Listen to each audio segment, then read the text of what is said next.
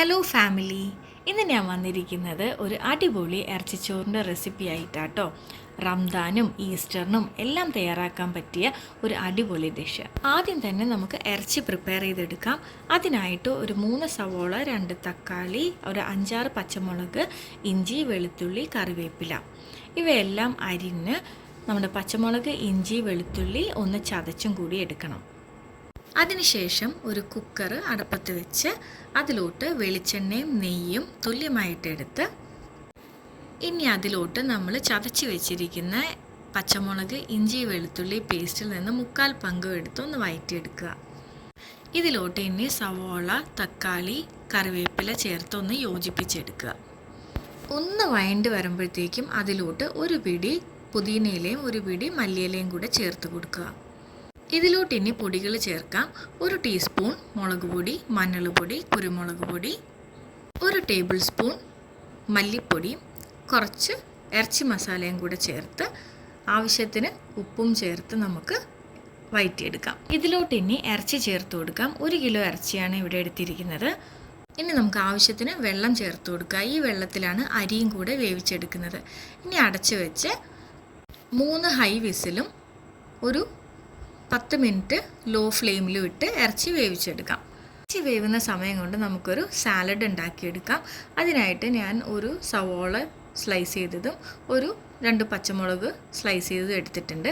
ഇതിലോട്ട് ഇനി ആവശ്യത്തിന് ഉപ്പും വിനാഗിരിയും ചേർത്ത് നന്നായിട്ടൊന്ന് ഉടച്ചെടുക്കണം.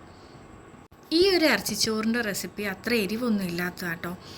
എൻ്റെ ഇളയാൾക്ക് ലൂക്ക, അവന് എരിവ് അത്ര പിടിക്കില്ല.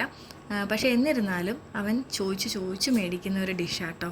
മൂത്താളും ജെയ്ക്ക് അതുപോലെ തന്നെ അവനും ഉണ്ടാക്കണം എന്ന് ആവശ്യപ്പെടുന്ന ഒരു ഡിഷിലൊന്നാണിത്. നന്നായിട്ട് ഉടച്ച സവോള ഇങ്ങനെ പിഴിഞ്ഞ് വേറൊരു പാത്രത്തിലോട്ട് മാറ്റി കൊടുക്കാം. നല്ലൊരു സാലഡിൻ്റെ ഡിഷാട്ടോ ഇത്. നമുക്ക് അത്ര ഹെവി സാലഡൊന്നും വേണമെങ്കിൽ ഇങ്ങനെ പെട്ടെന്ന് എളുപ്പത്തിൽ ഉണ്ടാക്കിയെടുക്കാം ഒരു സാലഡ്. ഈ സമയം കൊണ്ട് നമുക്ക് ഒരു സവോള സ്ലൈസ് ചെയ്തതൊന്ന് ഫ്രൈ ചെയ്തെടുക്കാൻ നെയ്യിൽ കുറച്ച് അണ്ടിപ്പരിപ്പും കിസ്മിസും കൂടെ ഫ്രൈ ചെയ്ത് മാറ്റി വെക്കാം. ഈ സമയം കൊണ്ട് ഇറച്ചി വെന്ത് വന്നിട്ടുണ്ട്. ഇനിയിപ്പോൾ നമുക്ക് അരി വേവിക്കാനുള്ള പാത്രത്തിലോട്ട് നമ്മുടെ ഹോൾ സ്പൈസസ് എല്ലാം ഒന്ന് മിക്സ് ചെയ്തെടുക്കാം. ബാക്കി വെച്ചിരുന്ന ആ ഒരു പച്ചമുളക്, ഇഞ്ചി, വെളുത്തുള്ളി പേസ്റ്റും കൂടെ ഇട്ട് കൊടുക്കാം. ഇനി ഇതിലോട്ട് നമ്മുടെ കൈമ റൈസ്, ഞാനിവിടെ ഒരു 2.5 ഗ്ലാസ് കൈമ റൈസ് എടുത്തിട്ടുണ്ട്.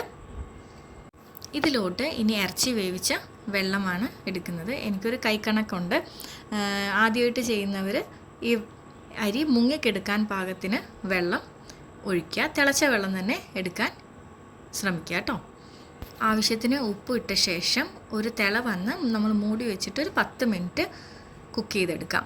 അതിനുശേഷം നമ്മൾ ഇറച്ചി മേളിലിട്ട് അതിലോട്ട് നമ്മൾ കുറച്ച് പുതിനയിലയും മല്ലിയിലയും ചേർത്ത് കൊടുക്കുക. ഇനി മൂടി വെച്ച് ഒരു 5 മിനിറ്റ് ഒന്ന് വേവിച്ചെടുക്കുക. ഇതിലോട്ട് ഇനി നമ്മൾ വറുത്ത് വെച്ചിരിക്കുന്ന സവോള, അണ്ടിപ്പരിപ്പ്, കിസ്മിസും കൂടെ ചേർത്ത് ഒന്ന് ഇളക്കി മിക്സ് ചെയ്ത് എടുക്കാം. നമ്മുടെ അടിപൊളി ഇറച്ചിച്ചോറ് ഇവിടെ റെഡി ആയിട്ടുണ്ട്. നമ്മുടെ തയ്യാറാക്കി വെച്ച സാലഡും പുതിന ചമ്മന്തിയും കുറച്ച് അച്ചാറും ഒരു പപ്പടം ഉണ്ടെങ്കിൽ നമ്മുടെ ഇറച്ചിച്ചോറ് സൂപ്പറായിട്ടോ. ഇനിയിപ്പോൾ തികഞ്ഞില്ല എന്നുള്ള പരാതി ആരും പറയരുത് കേട്ടോ. അപ്പോൾ എല്ലാവരും ഈ റംദാനും ഈസ്റ്ററിനും ഈ ഡിഷ് ട്രൈ ചെയ്ത് നോക്കുക. അഭിപ്രായങ്ങൾ കമൻസിലൂടെ അറിയിക്കുക കേട്ടോ. Thank you for watching a walk with Jake and Luke.